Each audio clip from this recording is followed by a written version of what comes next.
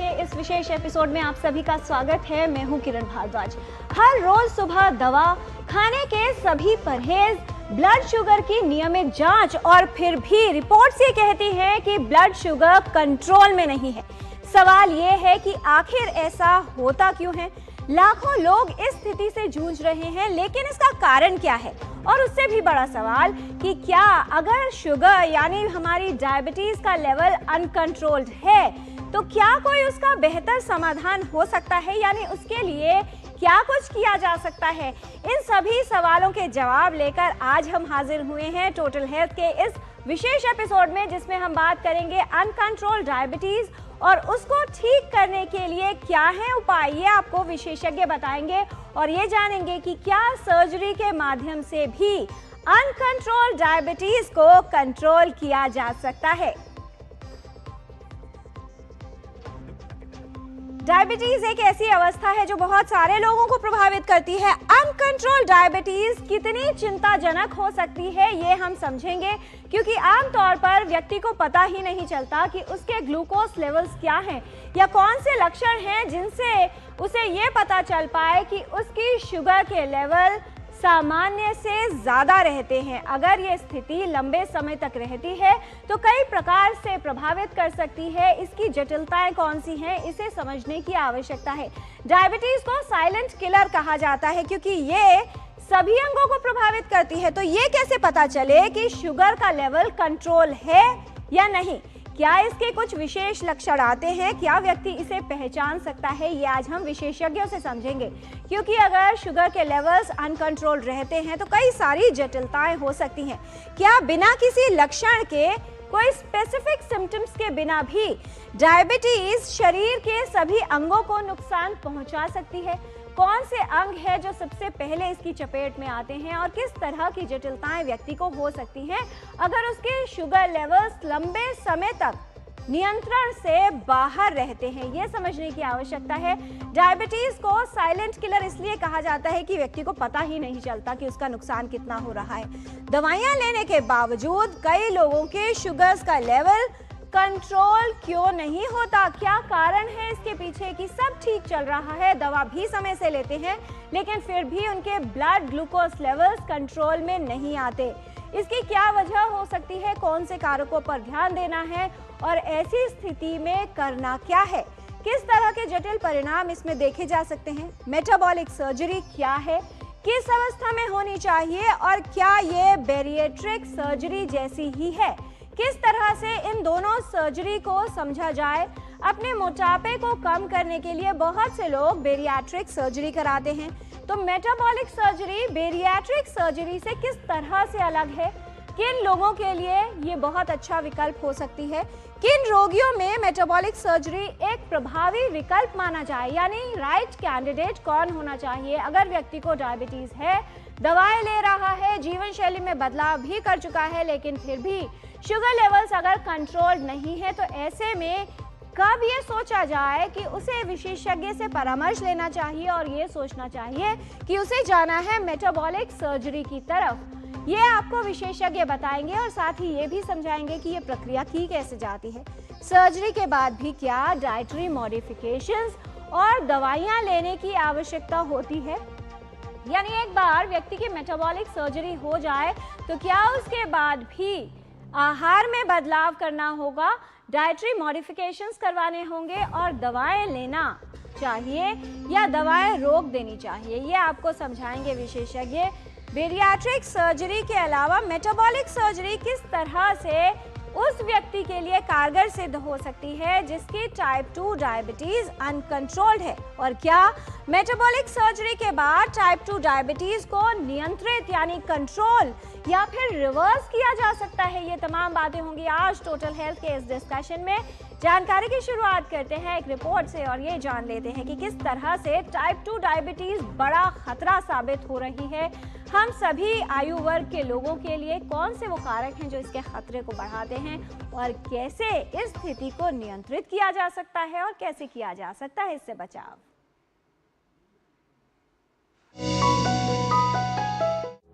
Type 2 diabetes जीवन शैली से संबंधित रोग है जो हर उम्र के लोगों को अपनी गिरफ्त में ले रहा है। ये एक ऐसा रोग है जिसमें शरीर में स्थित पैनक्रियाज में इंसुलिन पर्याप्त मात्रा में नहीं बनता। इंसुलिन वो हार्मोन है जिसकी सहायता से शरीर की कोशिकाएं ग्लूकोज को सोख लेती हैं और रक्त में शर्करा की मात्रा यानी ब्लड ग्लूकोज नियंत्रित रहता है। कई ऐसे कारक हैं जो टाइप 2 डायबिटीज के खतरे को बढ़ाते हैं। यदि मधुमेह का पारिवारिक इतिहास है या व्यक्ति में मोटापा है, शारीरिक श्रम की कमी, उच्च रक्तचाप, कोलेस्ट्रॉल या ट्राइग्लिसराइड का उच्च स्तर, धूम्रपान करना, इन सभी कारकों से टाइप 2 मधुमेह होने की संभावना बढ़ जाती है। जब लंबे समय तक ब्लड शुगर लेवल सामान्य सीमा से ऊपर बना रहे तो इसे अनकंट्रोल्ड डायबिटीज यानी अनियंत्रित मधुमेह कहा जाता है। शुरुआत में इसके लक्षण हल्के हो सकते हैं, लेकिन समय के साथ ये कई गंभीर जटिलताओं का कारण बन सकता है। बार बार प्यास लगना, बार बार पेशाब आना, अत्यधिक भूख लगना, बहुत अधिक थकान रहना, धुंधला दिखाई देना, वजन कम होना या घावों का देर से भरना और बार बार संक्रमण होना, ये सभी इसका संकेत हो सकते हैं कि आपका ब्लड शुगर नियंत्रण में नहीं है। स्वस्थ जीवन शैली, खान पान में परहेज, नियमित व्यायाम और दवाओं का सेवन करने से मधुमेह को नियंत्रित रखा जा सकता है। यदि मधुमेह की दवाएं लेने के बाद भी आपका ब्लड शुगर नियंत्रण में नहीं आ रहा, रोगी के लिए आधुनिक उपचार का विकल्प है मेटाबॉलिक सर्जरी। मधुमेह को लेकर सावधान रहें, विशेषज्ञ से परामर्श लें और ये जानें कि कहीं आपका मधुमेह का स्तर अनियंत्रित तो नहीं है। किरण भारद्वाज, डीडी न्यूज।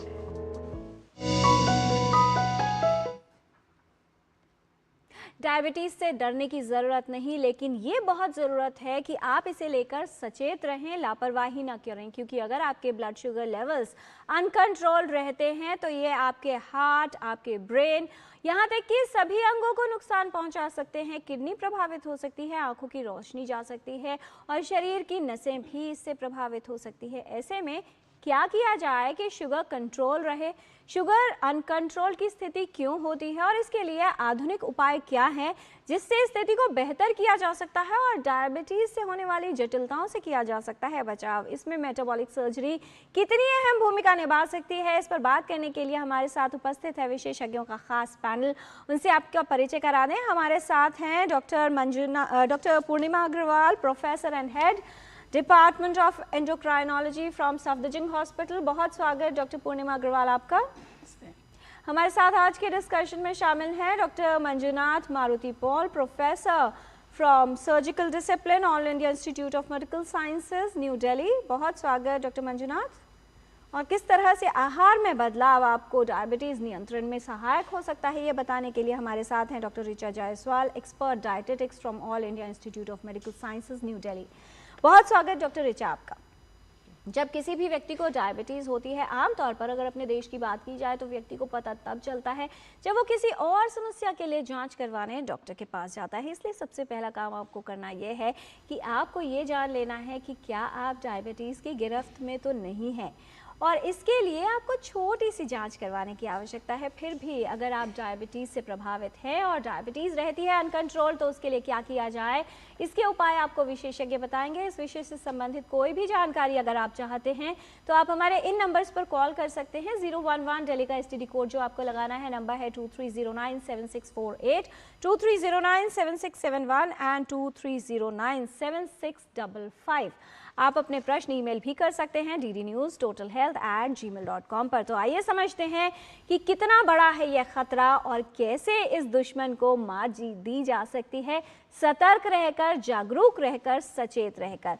सबसे पहले डॉक्टर पूर्णिमा आपसे जानना चाहेंगे, भारत के परिप्रेक्ष्य में बात की जाए तो मधुमेह कितनी बड़ी समस्या है, और उसके बाद ऐसे लोग जिनको मधुमेह है, जानकारी नहीं है और उनके डायबिटीज़ के लेवल्स, शुगर लेवल्स जो है वो अनकंट्रोल रहते हैं, कितनी बड़ी संख्या है और कितनी चिंताजनक स्थिति है ये? नमस्कार। मैं कहूँगी आज जैसा आपने कहा, डायबिटीज़ अभी बहुत ज़्यादा बढ़ रही है। इवन यंग लोगों के बीच में डायबिटीज़ बहुत ज़्यादा बढ़ती जा रही है। जैसा हमने देखा, अगर आंकड़ों को देखें तो 2010 से लेके 2025 तक हमारे आज के दिन 100 मिलियन लोग आज डायबिटीज़ की ग्रस्त में हैं। और ये काफ़ी लंबा आंकड़ा है। मुझे लगता है कि लाइफस्टाइल चेंजेस जो पिछले 10-15 सालों में हुए हैं वो एक बहुत बड़ा महत्वपूर्ण कारण रहे हैं डायबिटीज़ के बढ़ने के लिए। बट हाँ, हमें उससे डरना नहीं है, हमें उसका इलाज करना है, जल्दी पता करना है, और हम उतनी ही अच्छे से रह सकते हैं जैसे कोई नॉर्मल जना बिना डायबिटीज़ के रहता है। तो डायबिटीज़ के आंकड़े स्पेशली इंडियंस में ज़्यादा बढ़ रहे हैं क्योंकि हमें कहीं ना कहीं थोड़ा सा जेनेटिकली हम लोग ज़्यादा प्रोन होते हैं। इंसुलिन की मात्रा थोड़ी सी हमारे यहाँ शरीर में कम होती है, थोड़ी सी हमारी आप कहेंगे फिज़िकल एक्टिविटीज़ उतनी स्ट्रॉन्ग नहीं है। तो कुछ ऐसे कारण हैं जिसकी वजह से इंडिया में डायबिटीज़ काफ़ी कॉमन हो रही है। जी, और इस दुश्मन को जानने के साथ साथ इससे सचेत रहना भी ज़रूरी है, क्योंकि अगर जागरूक होंगे तभी इसकी पहचान हो पाएगी, और पहचान हो पाएगी तभी इस पर नियंत्रण हो पाएगा। डॉक्टर ऋचा जायसवाल, किस तरह के डाइटरी हैबिट्स जो है उनमें बदलाव आप देखती हैं जिससे न सिर्फ अब बूढ़े लोग बल्कि कम उम्र के लोग भी बहुत जल्दी ही डायबिटीज़ की गिरफ्त में आ रहे हैं? तो पहले तो नमस्कार आपके सारे दर्शकों को और जो लोग भी सुन रहे हैं। जो डायबिटीज़ का जीवन शैली में बदलाव के साथ साथ हम जैसे मैम ने ऑलरेडी इस बात को बोला कि सिर्फ खान पान ही नहीं, हमारा एक्सरसाइज और जो हमारा फिज़िकली एक्टिव होना वो भी काफ़ी इम्पैक्ट हुआ है। चाहे आप उसको अर्बनाइजेशन कहिए या लोगों का कार्यशैली या जो भी उनकी ज़रूरत है हर दिन दिनचर्या की, उसकी वजह से उनको जो एक्सरसाइज करना है वो कम होता जा रहा है, या जो डेली रूटीन में जो काम करते थे बिना काउंट किए कि एक्सरसाइज है वो भी कम होता जा रहा है। सुविधाएं बढ़ गई हैं। इसके साथ साथ जो खान पान की आप बात कर रहे हो, तो खान पान में जो बदलाव आया है उसमें ज़्यादा झुकाव है वो ऑर्डर करके चीज़ों को खाना बजाय कि घर में बना के खाएं। शुरू के समय में हमारा ब्रेकफास्ट जो शुरुआत होती थी उसमें हमेशा घर का बना हुआ खाना, मोटे अनाज का इस्तेमाल होता था, जिसका इस्तेमाल अभी कम होता जा रहा है, और ज़्यादातर लोग ब्रेकफास्ट जनरली मिस कर रहे हैं ब्रेकफास्ट करना। तो वो चीज़ें मुझे लगता है कि काफ़ी इम्पैक्टफुल हुआ है करंट लास्ट फ्यू ईयर्स जी। में। और जो खाते हैं वो चलते चलते खाते हैं, गाड़ी में जाते हुए कहीं से भी कुछ पिक कर लिया जाता है जिसके अंदर प्रोसेस्ड फूड भी है, फैटी फूड्स भी हैं और ऑयली फूड्स भी शामिल हैं, क्योंकि वो बहुत ही इजीली अवेलेबल होते हैं। Doctor Richa? Yes that's true. तो इजीली अवेलेबल भी होते हैं और सस्ते भी होते हैं। अगर आप उनको देखोगे कॉस्ट वाइज, तो चाहे प्रमोशनल कह लीजिए, जो कुछ भी, उन चीज़ों से अट्रैक्ट होते हैं, और देन उनका अगर एडवर्टीजमेंट बहुत आ रहा है तो यंग माइंड्स पे उसका इम्पैक्ट बहुत आता है। तो उन चीज़ों का इस्तेमाल ज़्यादा होने लग गया है, और पीयर प्रेशर के हिसाब से भी कह लीजिए, या अपने दोस्तों को देखते हुए लोगों को वैसी हैबिट बिल्ड हो जाती है कि घर का खाना छोड़कर बाहर का खाना खाएं। जी। और ये जो स्पेशल ऑफर्स, एक के साथ एक फ्री या डबल बोनांजा ऑफर्स मिलते हैं, ये ध्यान रखिए कि ये जो आपकी कीमत आप सोच रहे हैं कि बचा रहे हैं, इसकी कीमत आपकी सेहत को चुकानी पड़ती है, क्योंकि कई तरह की बीमारियां घेर लेती हैं। मधुमेह उसमें एक टॉप प्रायोरिटी पर है, और कई अन्य बीमारियों के लिए प्रवेश द्वार यानी गेटवे भी है। तो आपको सतर्क रहना है कि किस तरह का आहार आप अपने पेट में डाल रहे हैं। डॉक्टर मंजुनाथ, किस तरह से लोगों पर डायबिटीज़ का इम्पैक्ट होता है? क्या मोर्बिड ओबेसिटी या ये कहें कि वज़न का बढ़ना एक बड़ा कारक माना जाता है? जैसे ही व्यक्ति का वज़न बढ़ता है, किस तरह के बदलाव आते हैं कि उसमें जो ब्लड ग्लूकोज लेवल्स हैं वो असंतुलन में आने लगते हैं? नमस्कार, मैं प्रोफेसर मंजुनाथ हूँ। जहाँ तक ओबेसिटी और डायबिटीज़ है, ये एक ही कॉइन के दो चेहरे हैं, the two sides of same coin करके बताते हैं।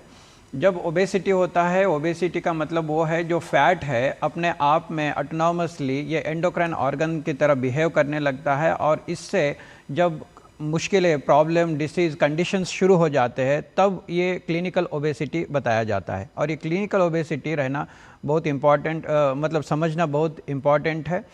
बल्कि इसका लेना देना BMI से बहुत है, 90% है, लेकिन not everybody who is having high BMI is actually clinically obese, and जिनका लो BMI है, जैसे less than 27.5 BMI है, उनको भी क्लिनिकल प्रॉब्लम्स आ सकते हैं, जैसे अनकंट्रोल्ड डायबिटीज़।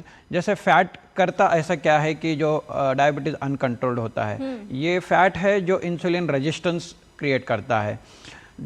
बेसिकली ये है कि जो फैट है सब जगह जमा होता है, जैसे लीवर में, पैनक्रियाज में, इंटेस्टाइन के जो मिसेंट्री है, फेफड़े में, बहुत सारी जगह जो जो इम्पोर्टेंट वाइटल ऑर्गन्स है सब जगह जम जाता है और उसकी जो फंक्शनल सेल्स है वो नंबर कम हो जाती है, क्योंकि उस सारे सेल्स के बीच में जाके फैट जमा हो रहा है। और दूसरी चीज़ मैं ये बताना चाहता हूँ कि ओबेसिटी एक अपने आप में एक अलग बीमारी है, लेकिन इंडिया में खासतौर एशियन पॉपुलेशन में ये बताना चाहता हूँ कि थिन फैट इंडियंस बहुत लोग हैं। जी, मैं यही जानना चाह रही थी आपसे, क्योंकि यहाँ पर जो लोग पतले होते हैं या अपने आप को पतला समझते हैं उनके भी बेली के अराउंड फैट जरूर होता है। यस, ये ज़रूरी जानना बहुत ज़रूरी है, क्योंकि जैसे मैडम ने ऑलरेडी बता चुके हैं कि अबाउट 1 करोड़ लोग तो डायबिटिक से पीड़ित है। उसमें से मैं बताना चाहता हूँ कि 50% अनकंट्रोल डायबिटीज़ होते हैं और 40% ये जो अनकंट्रोल डायबिटीज़ है वो थिन फैट इंडियंस है। थिन फैट इंडियंस का मतलब ये है कि they are obviously not looking fat, वही उसीलिए थिन बता रहे हैं। और फैट इसलिए यूज़ कर रहे हैं क्योंकि पेट में जो फैट प्रमाण ज़्यादा है, अब्डोमिनल ओबेसिटी बताते हैं, और ये very particularly Indian patients population में देखा गया है, जिससे ये इंसुलिन रेजिस्टेंस जल्दी हो जाती है और डायबिटीज़ अनकंट्रोल्ड में जाता है। जी, एक कॉलर हमारे साथ है, हिमांशु जी हैं फोन लाइन पर। हिमांशु जी, बहुत स्वागत आपका, बनारस से बात कर रहे हैं। हिमांशु जी, क्या जानना चाहते हैं? जी सर, मतलब उसका हमारा डायबिटीज करीब फास्टिंग 250 रहता है और पीपी मान के चलिए कि 300 के ऊपर आता है, तो क्या मतलब खाने में परहेज किया जाए, क्या खाया जाए कि सही रहे? जी, डाइट पर हम विस्तार से बात करेंगे। डॉक्टर ऋचा, क्या बताना चाहेंगी जिससे वेट भी कंट्रोल रहे और बीपी किस तरह की डाइट को प्रेफरेंस देना चाहिए? तो शॉर्ट में मैं अगर इनको बताऊं, वैसे तो पर्सनलाइज्ड डाइट होती है, पर शॉर्ट में अगर मैं बताऊं तो मुझे ये कहना होगा कि एक तो पहले बात कि अपनी डाइट के टाइम को सही करें और परहेज की जानकारी इनको खुद भी होगी, जिसमें कि इनको कॉम्प्लेक्स कार्बोहाइड्रेट जो फाइबर वाली चीज़ें होती है अपनी डाइट में रखना है, पर प्रोटीन का बहुत इंपॉर्टेंट रोल है। तो हम जो अपने घर का खाना खाते हैं, सिंप्लीफाई करके अगर मैं बोलूँ, घर का जो हम खाना खाते हैं उसको सही समय पे खाइए, सीमित मात्रा में खाइए और परहेज का ध्यान रखते हुए खाइए। तो जिन चीज़ों से शुगर बढ़ता है, जल्दी से बढ़ता है, जैसे कि मैदा की चीज़ें हो गई या कुछ मीठा हो गया, या खाने में आपके रेशा नहीं है, जैसे सलाद या फल जो छिलके के साथ खाए जा सकते हैं या मोटे अनाज खाए जा सकते हैं, अगर इनकी कमी है तो ऑब्वियसली आप जो भी खा रहे हो वो चाहे घर का भी बना हुआ हो तो शुगर बढ़ने के चांसेस बढ़ जाते हैं। तो सीमित मात्रा में समय से और परहेज के हिसाब से खाना खाना ज़रूरी बात है। गैप रखना 2 मील के बीच में बहुत इंपॉर्टेंट बात है शुगर कंट्रोल के लिए। जी, डॉक्टर पूर्णिमा, किस तरह से किसी व्यक्ति को डायबिटिक लेबल किया जाता है? यानी किसी भी व्यक्ति के शरीर में सामान्य स्तर क्या होंगे, प्री डायबिटिक स्टेज क्या होती है, और उसके बाद कब ये बोला जाएगा कि व्यक्ति डायबिटीज़ से ग्रस्त है? कितनी बार जांच करवाने के बाद आप लोग ये निर्धारित करते हैं? हाँ, ये है, आपको प्रॉपर जांच की बहुत ज़रूरत है। मैंने देखा बहुत लोग ग्लूकोमीटर से जांच कर लेते हैं कि मेरे घर में किसी को शुगर थी, मैं जांच करता रहता हूँ और मेरी शुगर नॉर्मल आती है। तो मैं ये कहूँगी कि आप पहली बार तो अपनी शुगर डायग्नोसिस के लिए हमेशा लैब से कराएं। इसमें हमारा फास्टिंग शुगर अगर 126 या उसके ऊपर है तो हम उसे डायबिटीज़ बोलते हैं, और 100 से 126 है तो हम उसे बॉर्डर लाइन बोलते हैं। 100 से नीचे इसको नॉर्मल कहा जाता है।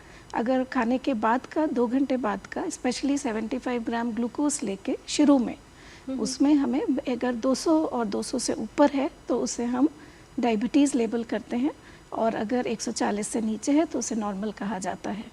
HbA1c जो 3 महीने की जांच है, हमें सभी डायबिटीज़ वालों को इसकी अवेयरनेस बहुत ज़्यादा ज़रूरी है, और HbA1c अगर 6.5 और उसके ऊपर है तो हम उसे डायबिटीज़ लेबल करते हैं।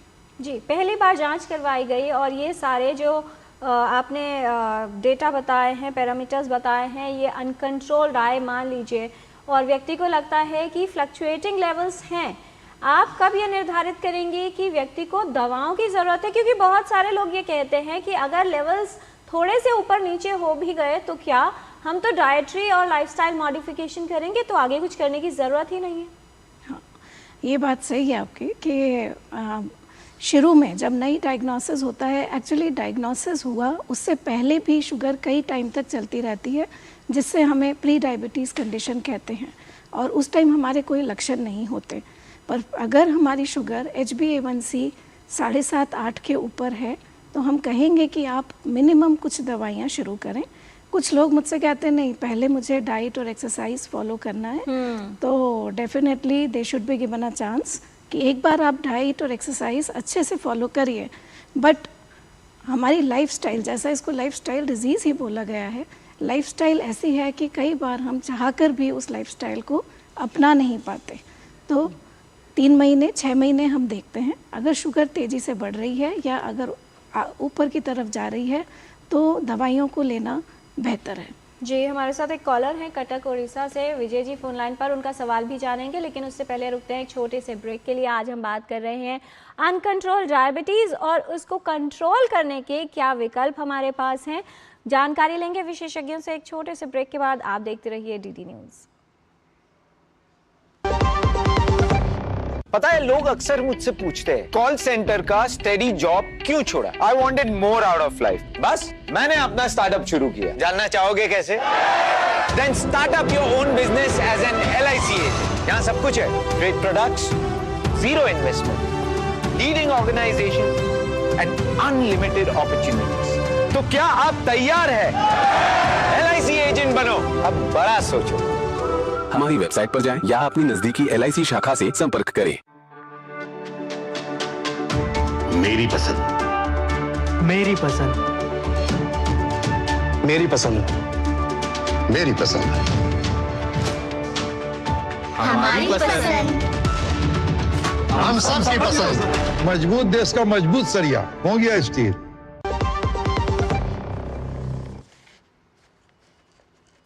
ब्रेक के बाद टोटल हेल्थ में आपका स्वागत है। Uncontrol diabetes and options for its treatment, इस विषय पर हम बात कर रहे हैं। एक कॉलर हमारे साथ विजय जी फोन लाइन पर कटक से फ़ोन कर रहे हैं। बहुत स्वागत विजय जी, क्या जानना चाहते हैं आप? जी नमस्कार जी, मैं कटक से हूँ, मेरा एज 51 है। मैं लास्ट 1 ईयर से मैं मतलब चेक कर रहा हूँ मेरा डायबिटीज को। पहले रैंडम वे जो HP क्या वो होता है, 3 महीना में मेरा 7.1 था जी, और बिफोर फूड 126 था एंड आफ्टर फूड 154 था। ओके। लेकिन अब फिर मैं 6 महीना के बाद अपना थोड़ा जैसे खाना पीना ये सब कंट्रोल किया, शुगर चाय में लेना बंद कर दिया, चीज खाना बंद कर दिया, कोल्ड ड्रिंक्स पीना बंद कर दिया। तो उससे मेरा वो जो रैंडम जो 3 महीना का जो रहता है वो 7.1 से 6.1 में आ गया है। लेकिन मैं कोई भी मेडिकल हेल्प अभी तक नहीं लिया हूँ, कुछ भी मेडिसिन वगैरह कुछ नहीं खाता हूँ।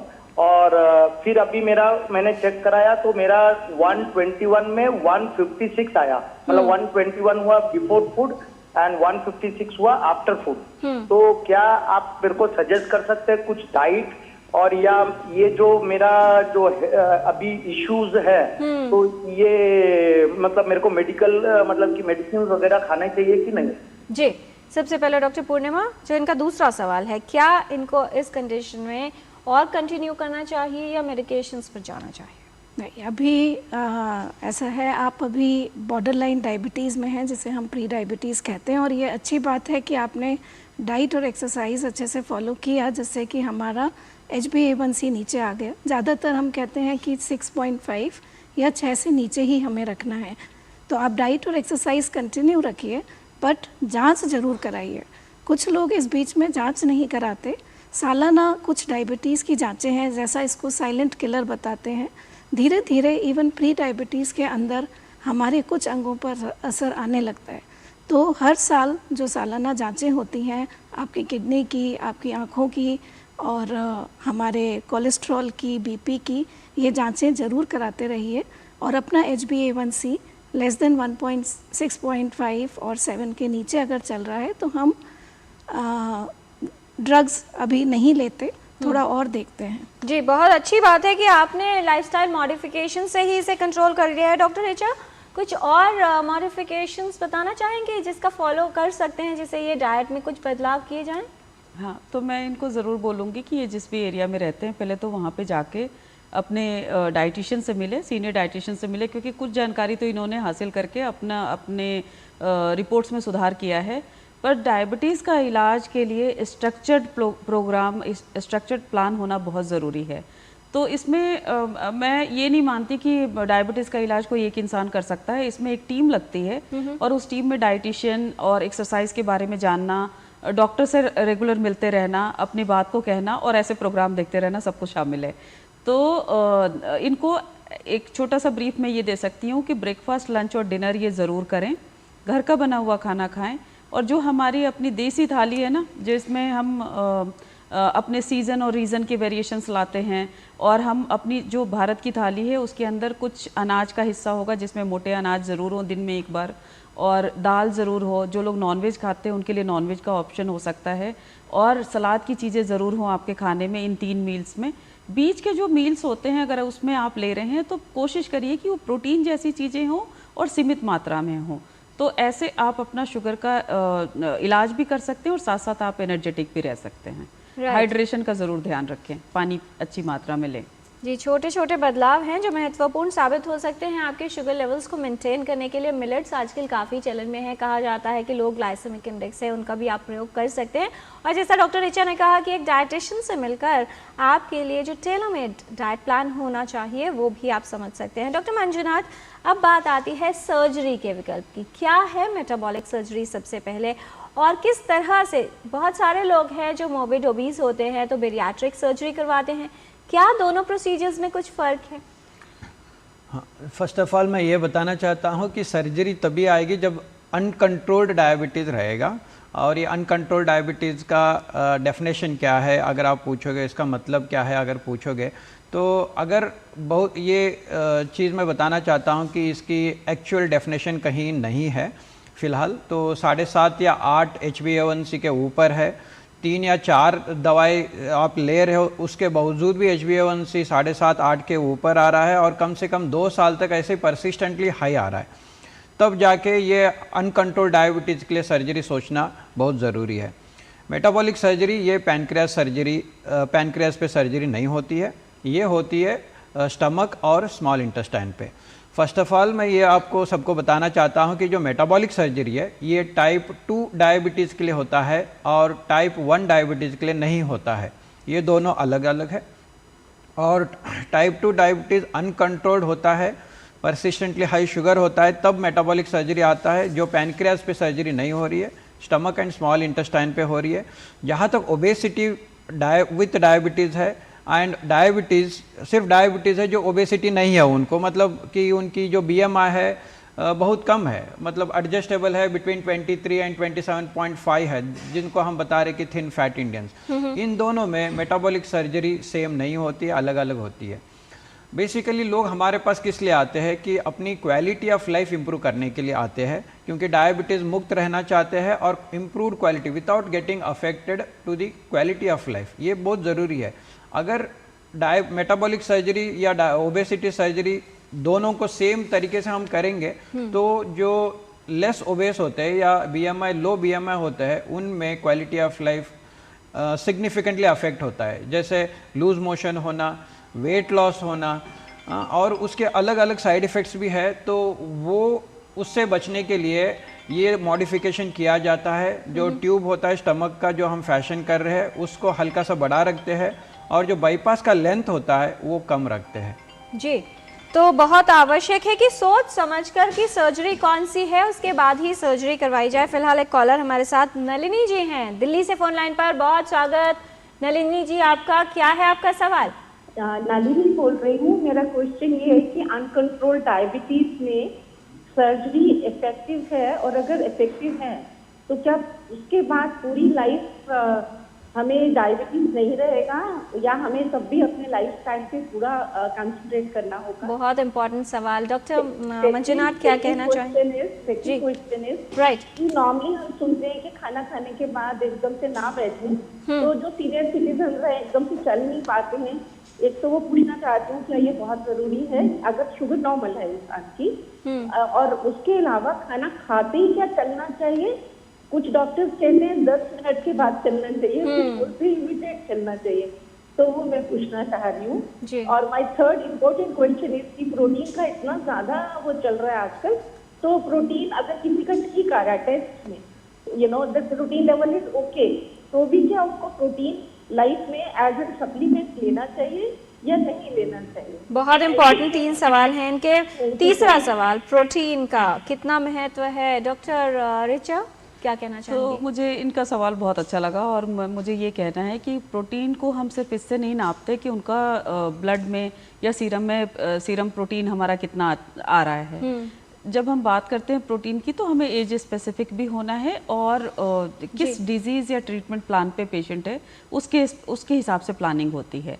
इसके अलावा जब हम लोग ओल्ड एज के लोगों की बात कर रहे होते हैं तो दे आर जनरली सार्कोपेनिक। हमारे देश में हाई प्रोटीन ये भी हो जाता है कि हम जब कहते हैं कि वो 60 ग्राम प्रोटीन का डाइट ले रहा है, क्योंकि इन जनरल हमारे देश में जो लोग खाना खाते हैं वो ज़्यादातर कार्बोहाइड्रेट रिच खाना खाते हैं और खाने से प्रोटीन वाले सोर्सेज जनरली मिसिंग होते हैं थ्री मेजर मील्स में। तो हमारा हाई प्रोटीन डाइट कोई बहुत हाई प्रोटीन नहीं है, उसका सिर्फ ये पर्पस है कि आप हर मील में उसको इतना एम्फेसाइज किया जाता है कि आप हर मील में लें। इसका मतलब ये बिल्कुल भी नहीं है कि आपको सप्लीमेंट लेने की ज़रूरत है, मगर सप्लीमेंट आपके डाइट का रिप्लेसमेंट नहीं है, वो सप्लीमेंट है और उसको तभी लेना होता है जब आपकी डाइट उसको पूरी नहीं कर पा रही है किसी भी रीज़न से। तो अगर डाइट से पूरा हो जाता है तो नॉर्मल प्रोटीन अपने डाइट से पूरा करें, सप्लीमेंट की तरफ झुकाव की ज़रूरत नहीं है। जी डॉक्टर मंजुनाथ, इनका जो दूसरा प्रश्न था कि मेटाबॉलिक सर्जरी कब रिक्वायर्ड है और क्या उसके बाद भी मॉडिफिकेशंस की आवश्यकता होगी? देखिए, इस मॉडर्न लाइफ में लाइफस्टाइल मॉडिफिकेशन, डाइट बहुत इंपॉर्टेंट चीज़ है। सर्जरी के बाद भी यह लाइफस्टाइल एंड डाइट मॉडिफिकेशन ज़रूरी है। और एक चीज़ है कि सिर्फ सर्जरी के बाद जब छोटा स्टमक को करके और इंटेस्टाइन को जोड़ा जाता है तो खाना डायरेक्टली इंटेस्टाइन में जा रहा है। तो ये दो तरीके की सर्जरी में बताना चाहता हूँ जो दोनों भी मॉडिफाइड है। मॉडिफाइड वन अनास्टोमोसिस बाईपास बोलते हैं, जो मिनी गैस्ट्रिक बाईपास भी और एक नाम है, और दूसरा रू एंड वाई गैस्ट्रिक बाईपास बोलते हैं। तो क्या है कि जब खाना डायरेक्टली जाता है इंटेस्टाइन में तो कुछ हार्मोन्स होते हैं, GLP-1, ये सडन सर्ज होते हैं। इंसुलिन रेजिस्टेंस तो वैसे ही सर्जरी के बाद डाउन हो जाता है, तो शुगर डाउन होने की चांस रहती है। तो उसीलिए आपको डायबिटीज़ डाइट जो पहले से भी चल रहा है वो ही कंटिन्यू करना पड़ेगा फॉर एटलीस्ट 3 to 6 months या इवन 1 year। ये पर्सन टू पर्सन वेरी होता है। ये इसलिए क्योंकि अगर सर्जरी के बाद आप कुछ शुगर सिरप डाइट्स लेते हैं तो शुगर डाउन होने की चांस रहती है। आपको उसकी साइड इफ़ेक्ट्स आएंगे, जैसे लूज मोशन होना, स्वेटिंग होना, हार्ट रेट फील होना, पाल्पिटेशन बोलते हैं, ये सब होने की चांस रहती है। तो उसीलिए डाइट मॉडिफिकेशन, एक्सरसाइज तो ज़िंदगी भर रहना ज़रूरी है। और तीसरी बात ये है कि देखिए, ये सर्जरी जो है 8-10 साल तक तो most of the time 90%, 70 to 80% लोगों में तो शुगर नॉर्मली रखता है, रेमिशन रहती है, नॉर्मल शुगर लेवल्स रहता ही है। लेकिन उसके बाद वापस डायबिटीज़ आ सकता है अगर हम पहले जैसे ही डाइट ले रहे हैं, high rich in carbohydrate, low in protein, तो ये डायबिटीज़ वापस आ सकता है। तो क्या इस सर्जरी को रिपीट भी किया जा सकता है? रमेश जी का एक सवाल ये भी था कि अगर मान लीजिए किसी ने सर्जरी कराई, कुछ समय तक ठीक चला सब कुछ, और उसके बाद फिर से इस तरह की समस्या आती है कि लेवल्स अनकंट्रोल हो जाते हैं, तो क्या इस प्रोसीजर को रिपीट किया जा सकता है? हाँ, ये भी बहुत इंपॉर्टेंट सवाल है। देखिए, जैसे मैंने बताया कि जो उनका वजन ज़्यादा नहीं है, लो BMI वाले हैं, तो उनका जो बाईपास लेंथ हम कम रखे हैं। लेकिन समझिए कि 8-10 साल के बाद वापस डायबिटीज़ आता है। ये क्यों आता है? क्योंकि जो इंटेस्टाइन होता है वो 1 से 1.5 साल के बाद अडाप्ट होने लगता है। जो पहले 100 सेंटीमीटर का इंटेस्टाइन है वो 99% ऑफ द सारे न्यूट्रिएंट्स अब्सॉर्ब कर लेता है, और इस सेगमेंट को हम बाईपास करके रखें तो जो सब्सिक्वेंट सेगमेंट ऑफ इंटेस्टाइन जहाँ फूड डायरेक्टली जा रहा है उसको अपने आप को अडाप्ट होने के लिए 1 से 1.5 साल लगता है। और समझिए कि 8-10 साल तक तो ये फुल्ली सेम जो पहले इंटेस्टाइन था वैसे ही हो के बैठा रहता है। तो क्या ये रिपीट कर सकते हैं? देखिए, जो इंटेस्टाइन का जो लेंथ होता है ना, ये वेरी होता है पर्सन टू पर्सन। 3 मीटर से 7 मीटर तक जा सकता है, और कुछ लोगों में, बहुत रेयर लोगों में 11 मीटर्स भी हो सकता है। सो जो सेगमेंट जो रिमेनिंग है उस पर डिपेंड होगा कि आपका हम क्या वापस सर्जरी कर सकते हैं। Answer yes, we can do, लेकिन वो लेंथ बाईपास जो हम कर रहे हैं वो सब कुछ कैलकुलेटेड होता है। अगर समझिए कि हम ज़्यादा ही कुछ बाईपास कर देंगे तो शॉर्ट बॉवेल लेंथ हो जाएगा, लूज मोशन होने की चांस रहती है, उसकी साइड इफेक्ट्स रहती है। जी बहुत सारे सवाल डॉक्टर रिचा डाइट को लेकर आ रहे हैं। जेनिफर जी का सवाल है, एज है इनकी 62, प्योर वेजिटेरियन है, She says I take tea 3 times, milk and tea 3 times a day. क्या मिल्क के लिए कोई ऑल्टरनेटिव हो सकता है? और दूसरा, किस तरह की डाइट इनको हेल्प कर सकती है अपने शुगर लेवल्स को मेंटेन करने के लिए? ये जानना चाहती हैं। इनके माध्यम से सभी को बता दें कि अगर कोई डायबिटिक है तो क्या परहेज़ या क्या बदलाव उनको करने चाहिए डाइट में। घर का खाना खाना है, ताज़ा खाना खाना है, लो कैलोरी फूड खाना है, लेकिन इसके अलावा भी आजकल जो शुगर फ्री मिलते हैं, शुगर फ्री स्पेसिफिक डाइट है, और हालांकि सीज़न जो होते हैं फेस्टिव सीज़न उनमें वो बढ़ जाती है। लोगों को ये लगता है कि अगर शुगर फ्री ले रहे हैं तो फिर क्वांटिटी पर ध्यान देने की ज़रूरत नहीं है। क्या कहना चाहेंगी? तो मुझे यही कहना है कि अगर आपको मेरा पहला जवाब यही होगा कि आप प्लीज़ डाइटिशियन से मिलिए और अपना स्ट्रक्चर डाइट प्लान लीजिए, क्योंकि देखिए डाइट प्लान आपको ना लंबे समय तक चलाना है, और इसमें अगर आपके हिसाब से आपके परिवार में कैसा होता है, आपको कैसी चीज़ें पसंद हैं, इन बातों का ध्यान रखकर अगर इसकी प्लानिंग नहीं की जाएगी तो हर बात ना एक समय के बाद बोरिंग लगने लगती है। तो मिलिए डाइटिशियन से और बराबर मिलते रहिए सो दैट आप इसको लंबे समय तक कंटिन्यू कर सके, पहली बात। दूसरी बात कि शुगर फ्री, मैं हमेशा कहती हूँ एडवर्टीजमेंट गिमिक पे मत जाइए। अगर एडवर्टीजमेंट आपको इतना ही अट्रैक्ट करता है तो क्यों नहीं कुछ हेल्दी। तो उसमें ये है कि अगर हमारी जो डाइट है, मतलब किन बातों से हमें बार बार खाना खाने का मन नहीं होगा, तो जब हमारी डाइट में फाइबर हो और हमारी डाइट में प्रोटीन अच्छी मात्रा में हो। अब हम लोग सप्लीमेंट की, जब मैं प्रोटीन की बात कर रही हूँ तो प्लीज़ इसको सप्लीमेंट से मत कंपेयर कीजिए। मार्केट में बहुत वैरायटी है आज की डेट में। कुछ ऐसे प्रोडक्ट्स भी आए हैं जो हम लोग हेल्दी समझते हैं, जिससे कि आपकी प्रोटीन की रिक्वायरमेंट भी पूरी हो जाए और आपको आपकी सेहत के लिए भी अच्छा रहे। दूध का ऑल्टरनेटिव कर्ड है, और कर्ड में भी आजकल हाई प्रोटीन कर्ड मार्केट में आ रहे हैं।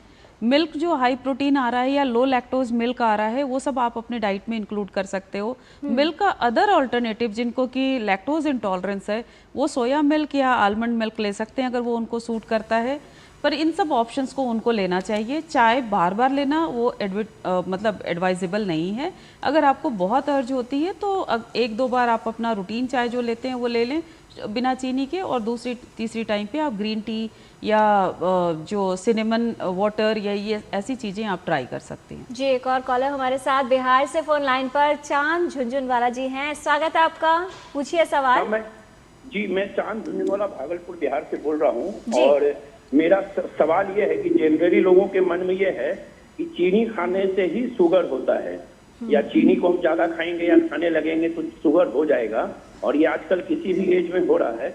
इसका मुख्य कारण क्या है शरीर में शुगर को बढ़ने का? डॉक्टर रेचा, क्या शुगर खाने से डायबिटीज होती है? ये गलत परसेप्शन है कि सिर्फ शुगर आपका शुगर बढ़ाएगा, ऐसी कोई ज़रूरी बात नहीं है। शुगर को तो अगर आपका ब्लड शुगर हुआ है तो उसको आपको बंद करना ही है, क्योंकि वो डायरेक्ट जल्दी बढ़ा सकता है। इसके अलावा समय से खाना नहीं खाना, एक बार में ज़्यादा वॉल्यूम खाना या ज़्यादा कार्बोहाइड्रेट की चीज़ें ही खाते रहना, बीच बीच में मंचिंग करना, ये सब चीजें भी ऐड करती हैं। और बहुत भारी खाना खाने के बाद एक्सरसाइज ना करना, तुरंत सो जाना, ये सब ऐड कर सकता है आपके डायबिटीज या शुगर लेवल्स को बढ़ाने में योगदान दे सकता है। एक सवाल हमारी कॉलर का ये भी था डॉक्टर पूर्णिमा कि क्या डिनर करने के बाद या कोई भी मील लेने के बाद तुरंत वॉक करना, अगर एल्डरली है या कोई भी व्यक्ति है मान लीजिए डायबिटीज से प्रभावित है, वो सही या सेफ होगा? मैं बोलूँगी कि खाना खाते ही आप बैठिए मत। कुछ लोग खाना खाते ही सो जाते हैं, तो 15 मिनट 20 मिनट अपने घर में ही टहलिए। कुछ छोटा मोटा काम जो आपका है उसे पूरा करिए, उसके बाद ही आप थोड़ा आराम करिए। पूरा वॉक पे जाना, उसे मैं नहीं कहूँगी कि खाना खा के आप वॉक पे जाइए और तेज़ वॉक पे जाइए, पर टहलना ज़रूरी है।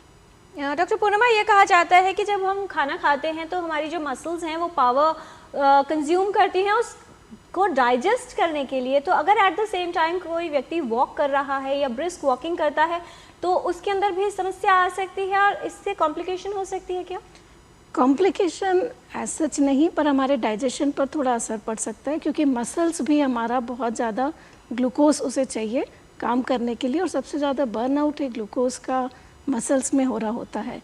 सो आफ्टर फूड बेटर है कि हम थोड़ा टहलें, तेज वॉक ना करें जी, और उसके बाद कोई भी काम करें। हमारे व्यूअर्स ये ज़रूर जानना चाहेंगे कि बहुत सारे ऐसे लोग हैं जिनको ये लगता है कि हम सब काम ठीक कर रहे हैं, डायबिटीज़ तो हो गई, चलिए वो एक बात है, दवाएं भी ली, सब कुछ किया, डाइटरी मॉडिफिकेशन भी किया, लेकिन हमारी ही शुगर अनकंट्रोल्ड क्यों रहती है?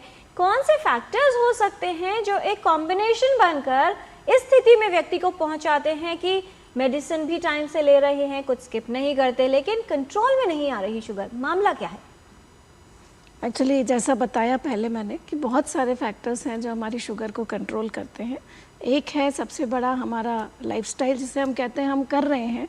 कुछ लोग कहते हैं मैं घर का सारा काम करती हूँ, सब करती हूँ, बट मैं प्रॉपर एक्सरसाइज नहीं करती। तो प्रॉपर एक्सरसाइज का अपना एक रोल है जो बहुत इम्पॉर्टेंट है। जैसा मैंने बताया कि मसल्स बहुत ज़्यादा ग्लूकोज बर्न करने में हेल्प करती हैं, तो अगर हम उसे करेंगे तो डेफिनेटली हमारे ग्लूकोज लेवल्स कम होंगे। क्या तनाव भी इसमें योगदान दे सकता है? स्लीपलेस नाइट्स रहती हैं, मोबाइल पर रहते हैं, या तनाव बहुत ज़्यादा है, इमोशनल हर्ट है, अगर बहुत ज़्यादा इमोशनल रहते हैं तो भी क्या फ़र्क पड़ेगा? हाँ, ये तो आजकल स्ट्रेस एक डेफिनेटली एक कारण है, और मोबाइल स्ट्रेस की वजह से हमारे कुछ हार्मोन्स बढ़ते हैं जो शुगर को बढ़ाते हैं।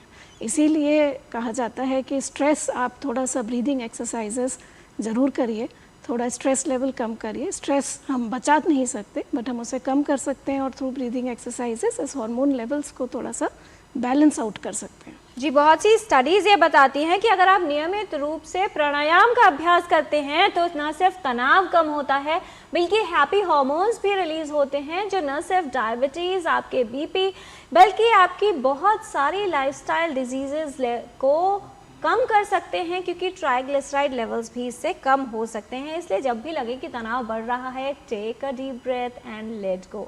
एक कॉलर हमारे साथ पूनम जी है फोन लाइन पर। पूनम जी, बहुत स्वागत आपका, क्या जानना चाहती हैं?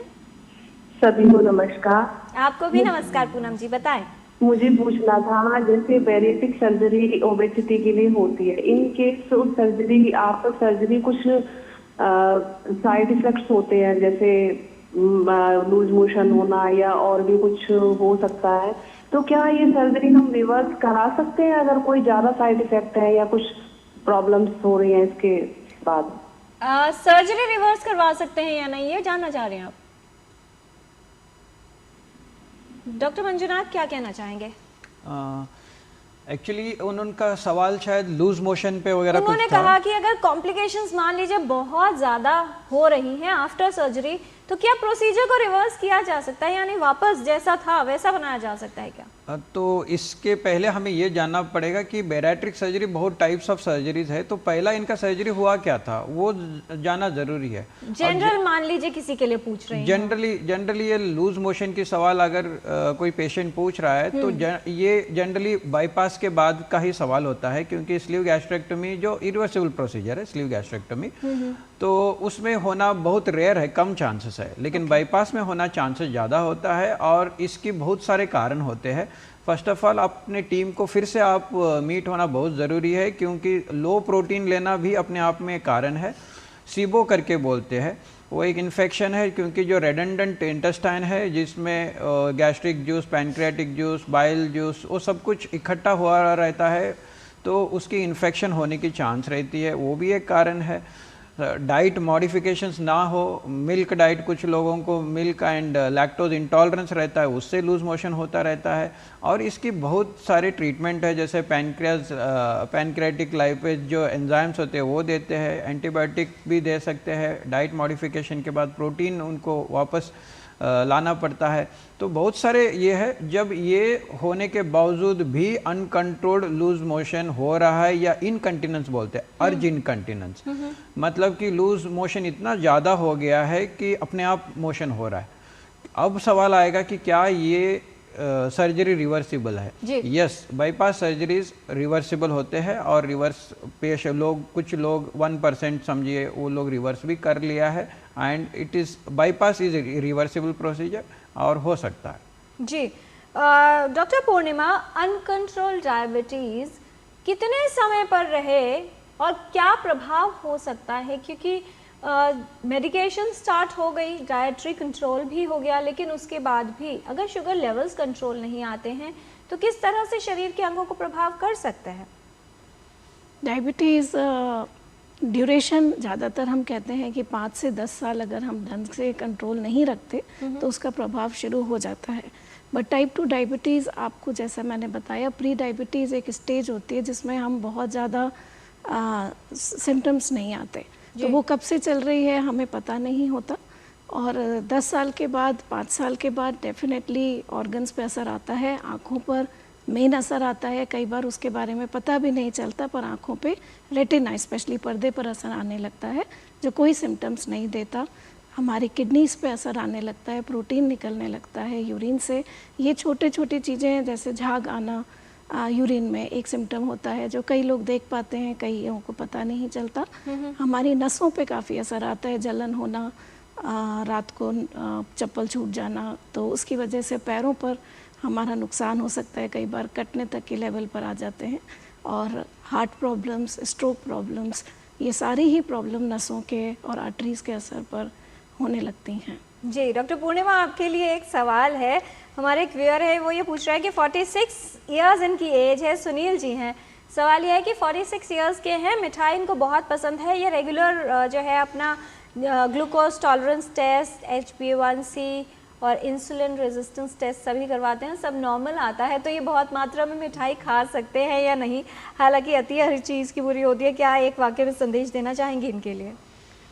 ज़्यादा कोई भी, आपने जैसे बताया, कोई भी चीज़ ज़्यादा नुकसान पहुंचा सकती है, बट ज़्यादा ज़रूरी है कि आप अपना डाइट, एक्सरसाइज अच्छा करिए। अगर आपकी जेनेटिक्स बहुत स्ट्रॉन्ग है फैमिली की डायबिटीज़ की, तो मैं कहूँगी कि आप इसको सीमित मात्रा में ही खाएं। जी, टोटल हेल्थ में आज हम जान रहे हैं विशेषज्ञों से कि अगर आपके डायबिटीज़ या ब्लड ग्लूकोज के लेवल्स अनकंट्रोल रहते हैं तो ऐसे में उनको नियंत्रित करने के लिए क्या उपयोगी उपाय हो सकते हैं, मेटाबॉलिक सर्जरी कितनी कारगर हो सकती है, कुछ और जानकारी लेंगे विशेषज्ञों से एक छोटे से ब्रेक के बाद। आप कहीं मत जाइएगा, देखते रहिए टोटल हेल्थ। ओ हरी भैया, अरे वाह, खेतों में कौन सी फसल लगाए हो? 12 महीने कमा कर दे ऐसी फसल। क्या? मैंने नया व्यवसाय शुरू किया है। उसके लिए पैसे? इसमें किसी निवेश की जरूरत ही नहीं। अच्छा मुखिया जी। अरे मुखिया जी नमस्ते। अरे हरी, कब आ रहे हो? आप बस चलिए, मैं पहुंचता हूं। अब मैं LIC एजेंट हूं। LIC एजेंट बनो, अब बड़ा सोचो। हमारी वेबसाइट पर जाएं या अपनी नजदीकी LIC शाखा से संपर्क करें। जब धरती चीर कर निकलता है लोहे का पत्थर और मिलता है मोंगिया के जोश से, फिर तपता है, पिघलता है और बनता है फौलाद। अब होता है सरिया सारी खूबियों के साथ। मोंगिया स्टील, मजबूत देश का मजबूत सरिया।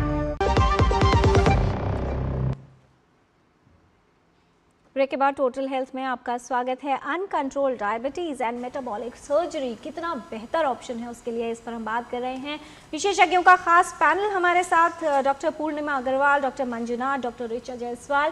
विशेषज्ञों से जानते हैं कुछ और जानकारी इसके बारे में। रैपिड फायर क्वेश्चंस राउंड के माध्यम से छोटे सवाल और बहुत छोटे जवाब। पहला सवाल डॉक्टर पूर्णिमा आपसे कि अगर कोई लक्षण नहीं है, इसका मतलब व्यक्ति की डायबिटीज़ अंडर कंट्रोल है? नहीं, लक्षण अगर नहीं है तो भी हमें जांच कराना ज़रूरी है। कई बार हमें लक्षण नहीं मिलते हैं, तो अगर जांचों के द्वारा भी अगर शुगर कंट्रोल है तो हम उसे कंट्रोल मानेंगे, और इसीलिए नियमित जांच करवाना बहुत ज़रूरी है। डॉक्टर मंजुनाथ, क्या सिर्फ जो एक्सट्रीमली ओबीज या मोर्बिड ओबीज हैं उन्हीं के लिए मेटाबॉलिक सर्जरी एक अच्छा विकल्प है? नहीं, वैसा नहीं है। जो थिन फैट इंडियंस है, 23-27.5 BMI के बीच में है, अनकंट्रोल्ड डायबिटीज़ है, उनको अपने आप को लिमिटेड एंड कंस्ट्रेंड लाइफ मत समझिए। There is a solution, metabolic surgery for uncontrolled diabetes before the organs get damage. जी डॉक्टर ऋचा, सर्जरी करवाने से पहले क्या कोई मॉडिफिकेशन करने की ज़रूरत होती है, कोई तैयारी?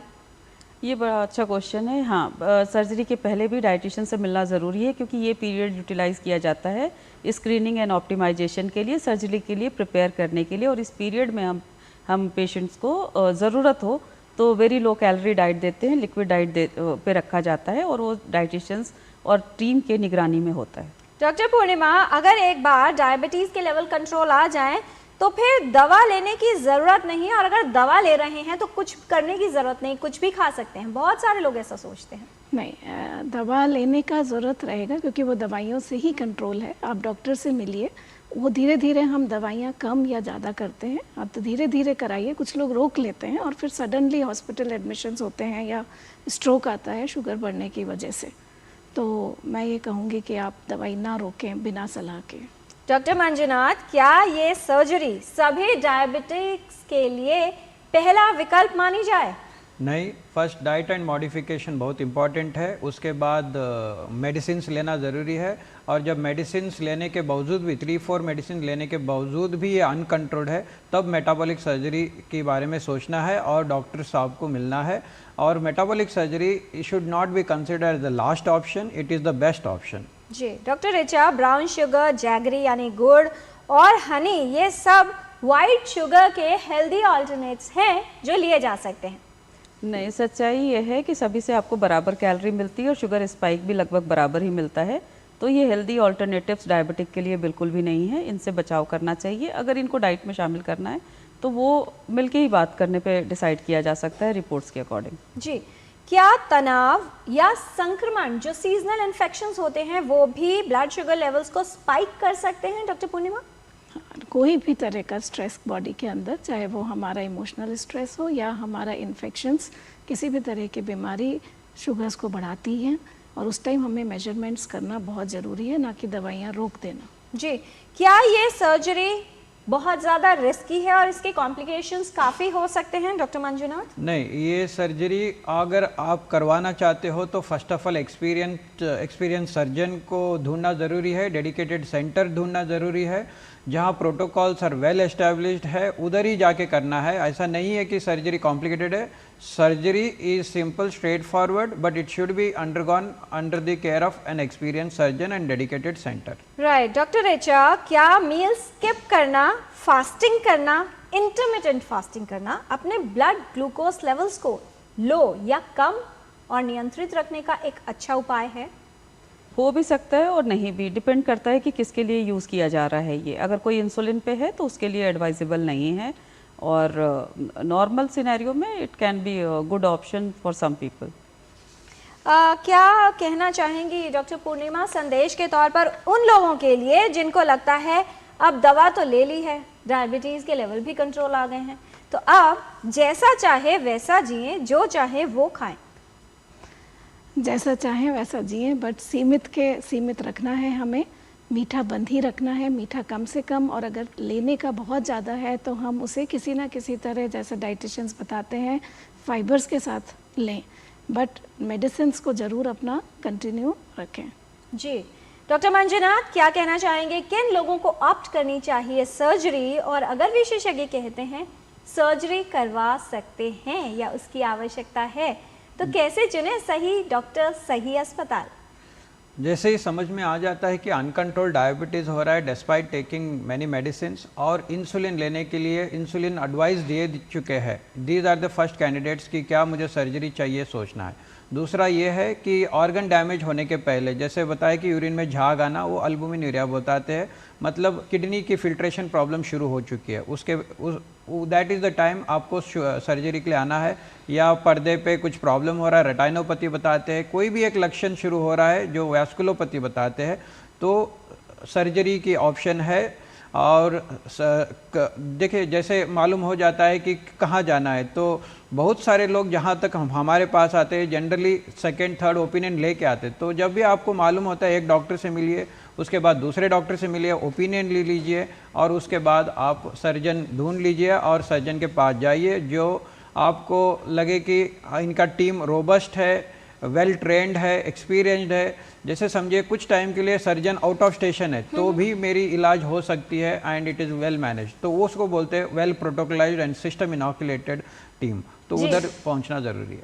डॉक्टर रिचा, जैसा खाएं अन्न वैसा रहे मन और वैसा बने तन, तो अगर डायबिटीज़ को कंट्रोल रखना है या उससे बचाव करना है, हो ही ना, क्या संदेश रहेगा खाना खाते समय और डाइट सिलेक्ट करते समय, क्या ध्यान रखना ज़रूरी है? तो सीमित उसमें मैं ये कहूँगी कि सबसे पहले तो नाश्ता, सुबह का नाश्ता करना बहुत ज़रूरी है, और नाश्ता जो है उस दिन के पहले शुरुआत मील आपके खाने में फाइबर रिच होना चाहिए, जो हमारे को मोटे अनाज फल सब्जियों से मिल जाते हैं और दालों से मिल जाते हैं, अंकुरित अनाज से मिलते हैं, वो आपके डाइट का हिस्सा हो सकता है ऑल्टरनेटिवली कुछ भी। और उसके साथ साथ प्रोटीन को इम्पोर्टेंस दीजिए from diverse sources and natural food sources, जिससे कि आप अपने आप को एनर्जेटिक फील करें और एक्सरसाइज भी कंटिन्यू कर सकें। हाइड्रेशन को मेंटेन करें, टाइम से खाना खाएं और early dinner is always better choices. जैसा मैम ने बोला कि थोड़ा वॉक भी करना चाहिए खाने के बाद, तुरंत बेड पे नहीं जाना चाहिए, वो बहुत इंपॉर्टेंट बात है। नींद के लिए आपने बोला कि नींद बहुत अच्छी चीज़ है, वो डाइजेशन में और खाने को अच्छे से एब्जॉर्ब करने में भी हेल्प करते हैं, तो ये सब चीज़ें करनी चाहिए। बहुत धन्यवाद इस तमाम जानकारी के लिए डॉक्टर पूर्णिमा, डॉक्टर मंजुनाथ, डॉक्टर ऋचा जायसवाल, आप सभी का।